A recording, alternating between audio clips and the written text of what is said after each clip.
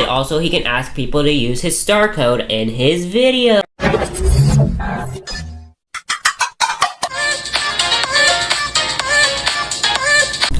What's up, my diamond blockets? It's your boy, I'm FireGem. Welcome to another theory video.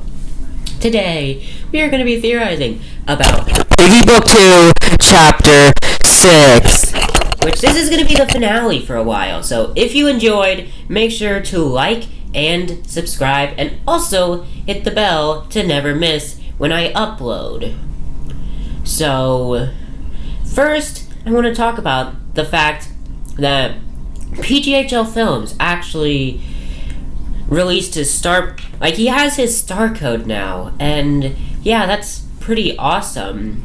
So we're gonna be talking about that first, and then we will be talking about the chapter. So basically, I was searching PGHLFilms on Google like I do, and then I saw this. After almost 2 years of struggling, it finally happened. Thank you to everyone for supporting me. I appreciate it. And then it says, use Starcode PGHLFilms to support me.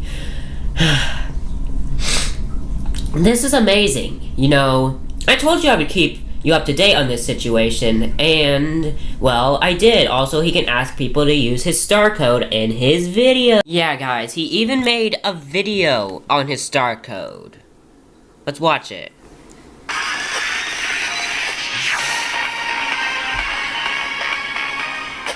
I'm not really good with these kind of intros, but, use Starcode PGHLFilms when you're buying Robux. So all you gotta do is click here to add Starcode and type in PGHLFilms and add and go get your Robux.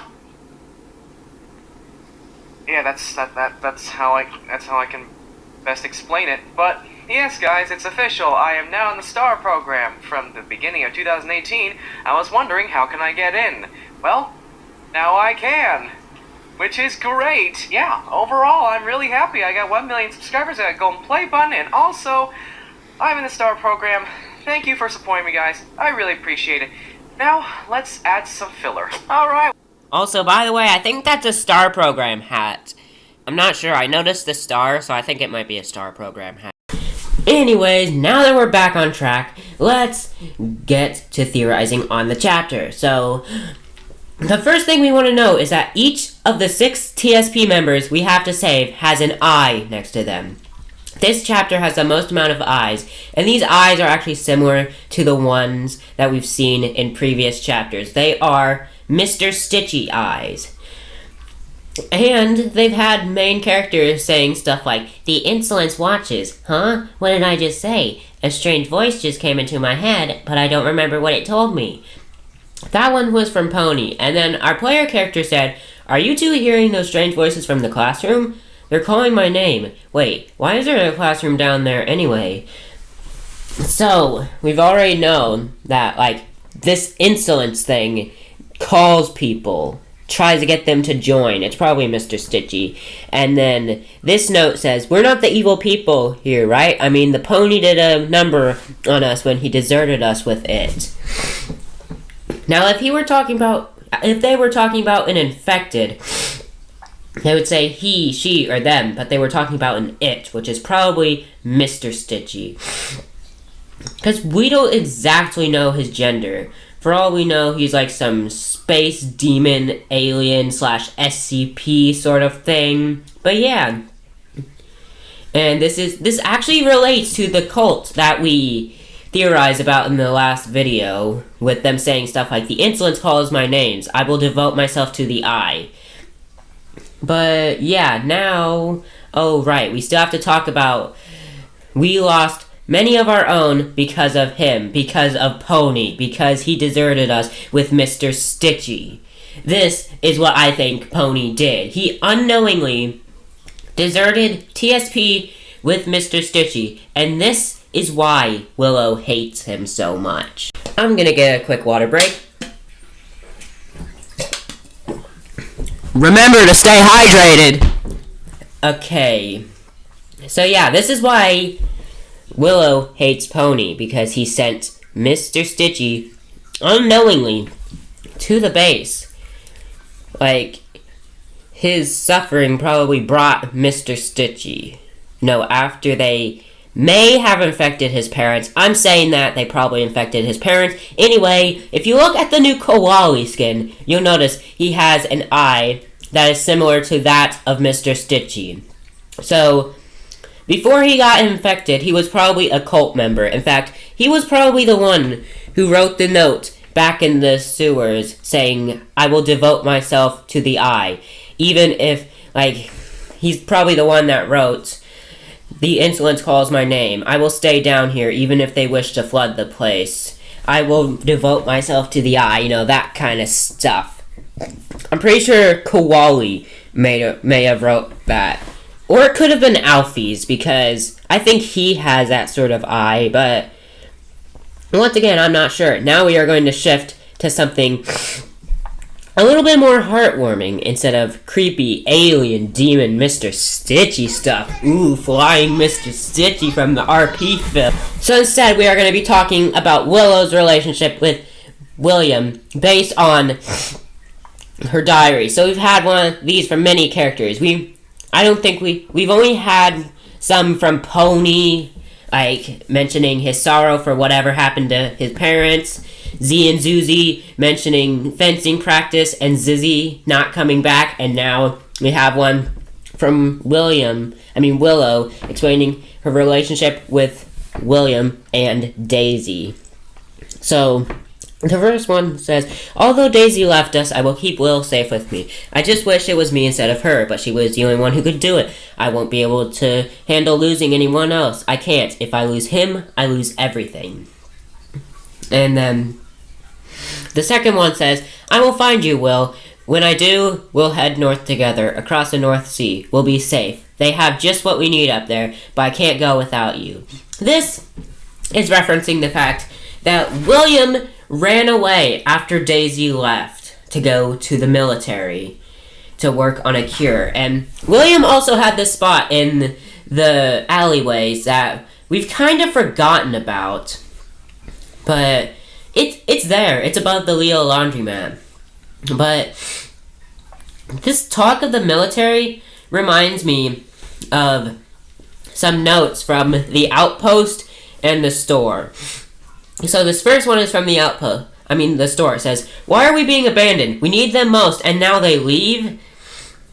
And then this one's from the outpost. It says, "A statewide evacuation has begun. I've been assigned to stay here and defend this place for as long as I can, along with a few others. Hopefully the promised backup comes soon." And then this next one is also from the store. It says, "I heard something is going on up north with the military. Why would they move their bases to colder places?" So, they're going up there to work on a cure, but anyway, Philip says, "It's coming." I'm just kidding. I see everyone else writing cryptic notes, so I wanted to join in. Let me know if you find this, Phil. So it seems like Philip doesn't know what's going on with the whole Mr. Stitchy insolence thing. By the way, make sure to check out my Roblox game. It's accurate Timmy Roleplay. Anyway, now we gotta shift our focus to the endings. So, Willow's about to shoot us, and then Katie says, "Willow, stop, they saved our lives." And then Willow's like, "And yet they destroyed mine," which is true. We did arrest Willow in the alleyways, even though she was trying to get food to feed her family, and Pony did, possibly unknowingly, send Mr. Stitchy through the base. Anyway, then Willow finds out that Zizzy has sisters, and it changes everything for the story. I thought she was going to go ballistic ever since Z and Zuzi came to save us in the sewer map, but she just ends up feeling bad for her actions. But Tigry, he comes and saves us by throwing the weapon as an act of revenge. By the way, he has a key on him. This could be the security key or the boat key, but yeah. There is one main difference between the Savior ending and the Survivor ending. That being that in the Savior ending, since we've saved all the TSP members, they want to help us with Giraffe and Mimi. And Pony doesn't know if he can trust them, but they say, "Today you showed us how we need to work together as survivors. Otherwise, we might as well be infected." So in this ending, they're happy with us for saving all of them. This is what happens when we save all of them. And then, in the Survivor ending, they're sort of neutral with us, you know? They don't really offer to help. I mean, they do want us alive, but they don't exactly want to help us because we didn't save everyone, but, you know, Mimi's like, you just need to take our word for it. And we say, we don't want to lose more people, Mimi. Please, do everything you can. And then Giraffe says, we'll be fine, I'm not fired, Jim YT. I think you should focus on what you're gonna do next. So, then Willow says she can save Zizzy. Georgie doesn't exactly trust her after all the things she's done to us. And then she talks about how the military is working on a cure up north, which is probably where Daisy's at. And the TSP members want to know why they haven't heard about this. And Willow says that they hid it from them because she wanted to find her brother. And if he was infected, then she would cure him. And she realizes now that Zizzy needs it for her sisters, because no one should feel the way that she did about losing her brother. And then we say, how do we know this isn't a trap? And then Willow says, like, hey, you have my weapon. If I put you in danger, do what you have to. Oof me. Endgame me. I think that's what she's trying to say. Georgie and the rest of us agree that we should all work together for a better future. And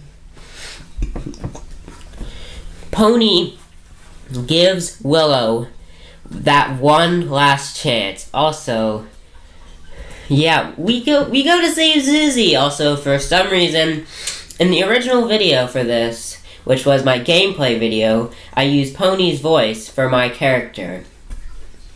So yeah, the outro cutscene starts playing, and you know, it zooms in on Willow as she's on the ground, reflecting on what she's done. So then, we see Willow and William have their parents. So, this is basically what their parents were like. And I'm assuming their parents kind of stole stuff for them, you know. But they were a happy family. Like you can see from this picture, they were a happy family. A very happy family.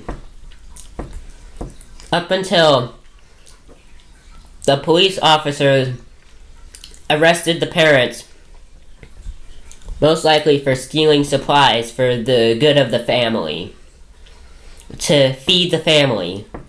And for some reason the textures haven't loaded. But they're obviously devastated that they lost their parents.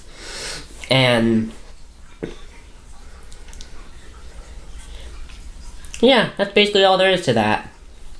But you know, Willow is trying to comfort William because she knows that she's as sad as he is about losing. Like, they just lost the two most important people in their lives, their parents. And then it looks like someone's in the room, and it's none other than Daisy, and she's ready to help take care of them. So she brings them a pie, which I'm guessing that means that Daisy is a good baker. Also, she runs the TV shop that is in the same alleyway as where they live. But yeah, then Daisy is comforting Willow. I mean, William. No, Willow's the bigger one. William's the small one. I gotta remember that. I'm so bad with their names because they both start with Will. But anyway, unfortunately, she is drafted for the military, which is probably to go work on the cure, because this new infection is on the rise. And we can obviously tell they both don't want her to leave, but unfortunately, she has to. Like I said, this infection is on the rise, and they need more people to work on the cure. But William, he is not having any of it. So Willow tries to comfort him, obviously. So she brings him a pie. She pulls a daisy and brings him a pie. Why did I call him a her? William is a boy. But yes, she brings him a pie. And then William is gone. And he only left his scarf behind. And, you know, Willow's sad that he left. And that's what that scarf is for. The scarf that Willow wears is the last remaining memory that she has of her little brother memory. Not memory! William, after he ran away. And then, boom. Zoom out on Willow. And that was the whole chapter explained. I hope you enjoyed this theory video. If you did, make sure to like and subscribe and hit the bell. And so you never miss another video of mine. Also, make sure to use Starcode PGHLFilms to support PGHLFilms when he makes his future videos. Anyway, yeah. Hope you enjoyed. I will see you on the flip side of the trident. Goodbye.